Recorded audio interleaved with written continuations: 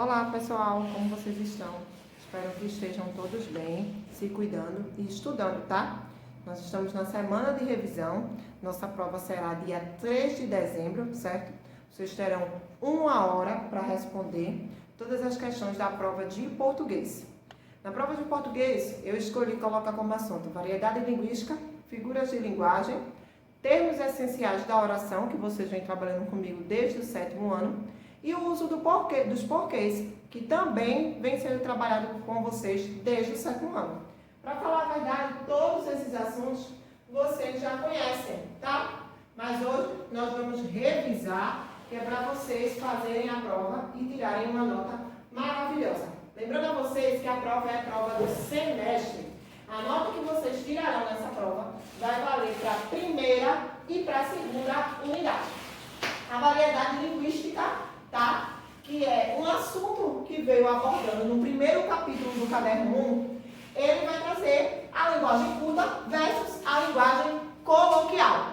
A linguagem culta é aquela linguagem da norma padrão que a gente usa dentro das escolas, nos exames de vestibulares e concursos, quando a gente precisa falar com autoridades e quando a gente precisa provar que a gente é conhecedor do bom português, tá?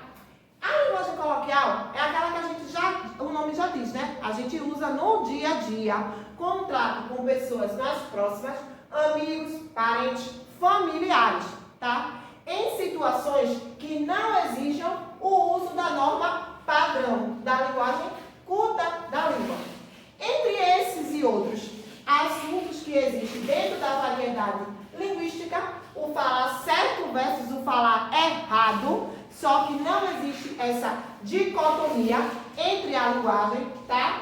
Nós vamos ver a variação geográfica, a variação histórica, a variação situacional e a variação sociocultural, que está na página 21 do livro 1 de vocês, tá certo, gente? Então, aí, para situar vocês, está na página 21 do livro 1.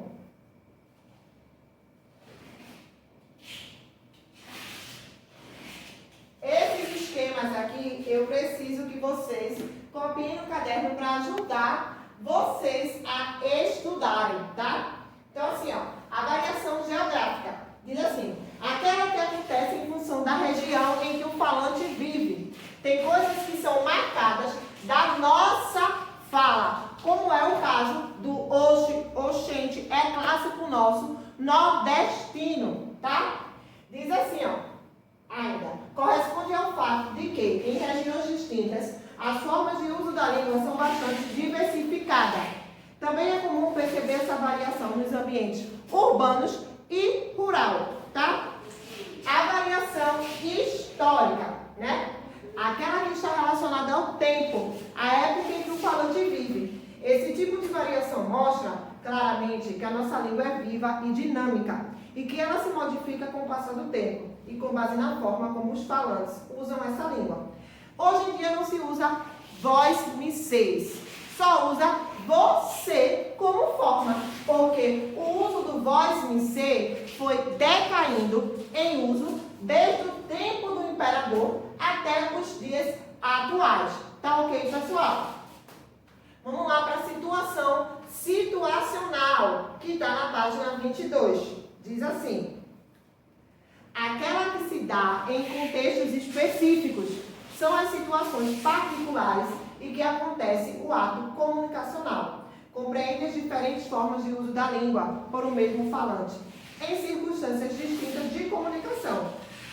O meu saber linguístico eu sei usar dentro da situação que me exige. Uma hora eu estou falando com vocês dentro da norma culta da língua portuguesa, quando eu sou Valquíria, a professora de língua portuguesa.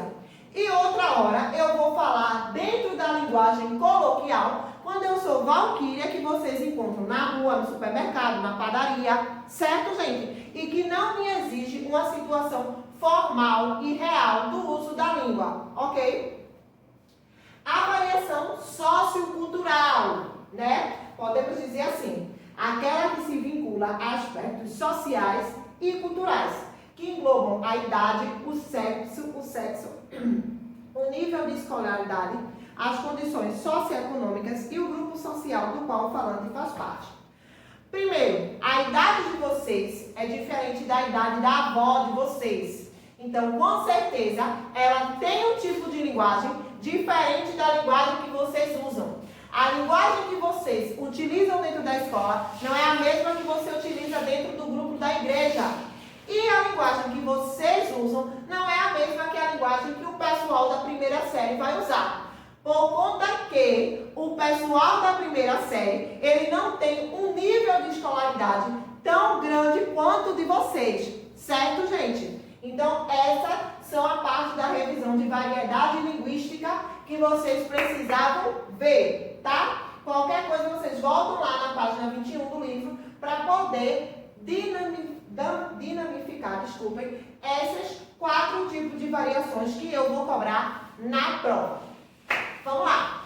Outro assunto que vai estar na prova são as figuras de linguagem, que vocês já vêm trabalhando esses assuntos comigo desde o 7º ano, né? Então, vamos lá. A primeira figura de linguagem que nós temos aqui é a metáfora, que é aquela comparação explícita, mas que não tem um como comparar. Eu posso dizer assim, ela é bela como uma flor. Então, aqui eu estou fazendo uma comparação, porque a palavra como está dentro dessa frase.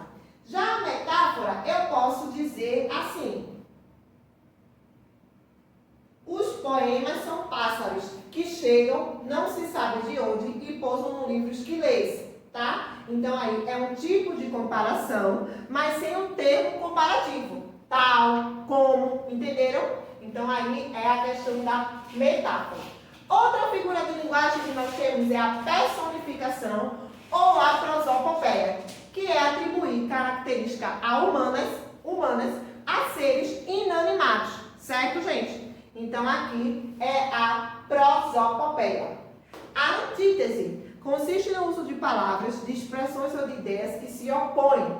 Não haveria luz se não fosse a escuridão. Vejam só, luz e escuridão não são palavras opostas, então aí é o caso de antítese. Vamos lá para o paradoxo. Consiste na presença de elementos que se anulam em uma frase, deixando figurar uma situação que foge da lógica. É um contentamento descontente. Então, ele está dizendo descontentamento, contentamento, descontente. Como é que pode isso? Então, aqui estamos falando do paradoxo. Outra figura de linguagem, que é a figura do exagero, é a hipérbole, tá? A hipérbole é a figura de linguagem do exagero. Vejo a vida 1000 vezes melhor, tá? Então, aí estamos falando da hipérbole. Outro assunto que eu botei na avaliação foram os termos essenciais da oração. Quem são os termos essenciais da oração? Desde o 7º ano que a gente vem estudando, eu sempre pergunto a vocês quais são os termos essenciais da oração, para vocês sempre me responder, que são esses aqui, ó.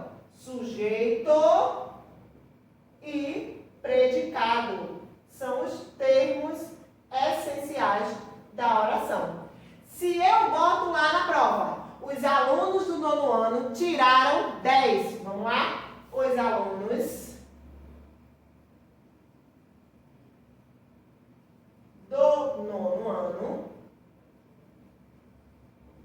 tiraram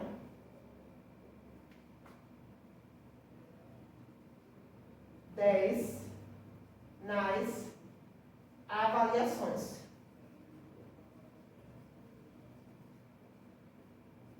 Primeiro vocês devem me dizer amém, né? Por ter tirado 10. Se eu pergunto a vocês quem é o sujeito dessa oração, então vocês vão botar aqui, ó. Os alunos, eles são o sujeito dessa oração. Se eu boto lá, e quem é o predicado? Aí vocês vão dizer, tiraram 10 nas avaliações. Isso aqui corresponde ao predicado.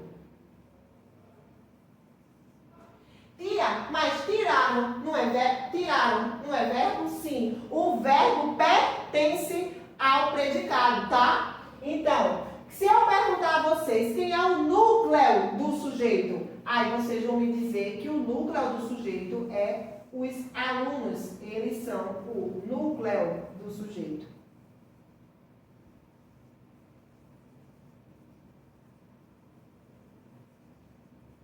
Dentro do sujeito, se eu perguntar, classifique de acordo com o núcleo, o sujeito, quem é o sujeito dessa oração? Então, aí vocês vão precisar lembrar que existem esses tipos de sujeito aqui.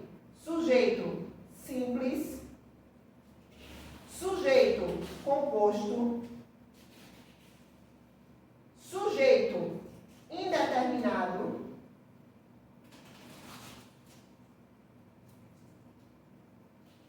e sujeito oculto. Esses são os tipos de sujeito. Para relembrar vocês, quem é o sujeito simples da oração? Aquele que só apresenta um núcleo. Então, nessa frase, os alunos do 9º ano tiraram 10 das avaliações.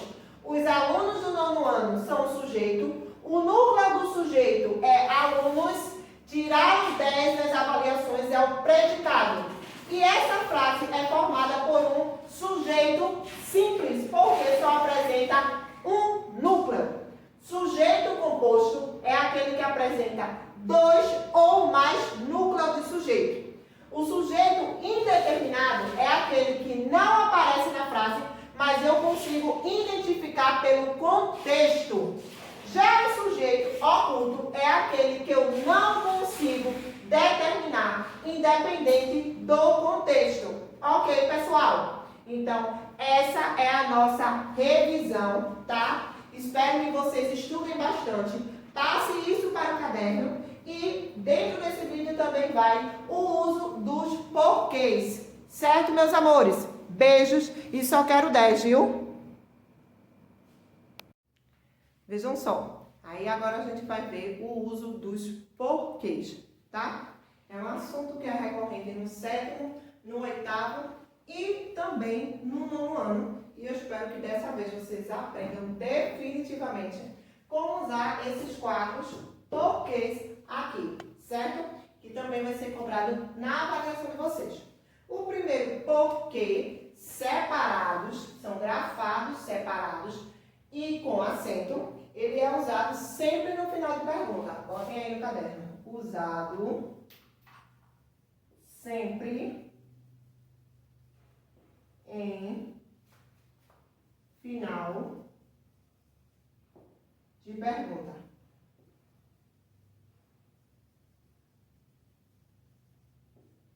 Ok, pessoal? O porquê, junto e com acento, usado sempre depois do artigo. Lembrando a vocês que artigo é o, a, os, as. Umas, uns, tá? Esses são os tipos de artigo que nós temos. Então, esse aqui, porquê, sempre usado depois do artigo por um motivo. Então, vamos lá. Usado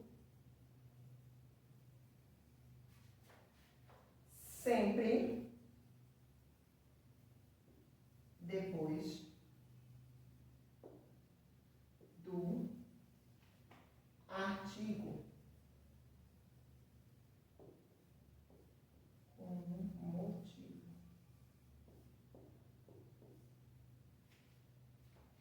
O porquê junto, mas agora sem acento.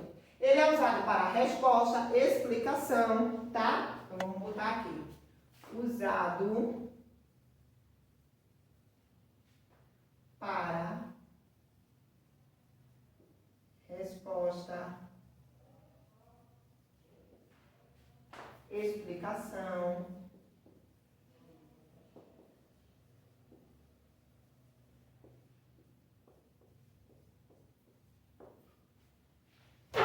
agora, o porquê separado e sem acento. Aí vocês vão botar aqui. Usado no início de pergunta e de pergunta indireta. Vou também copiar aqui.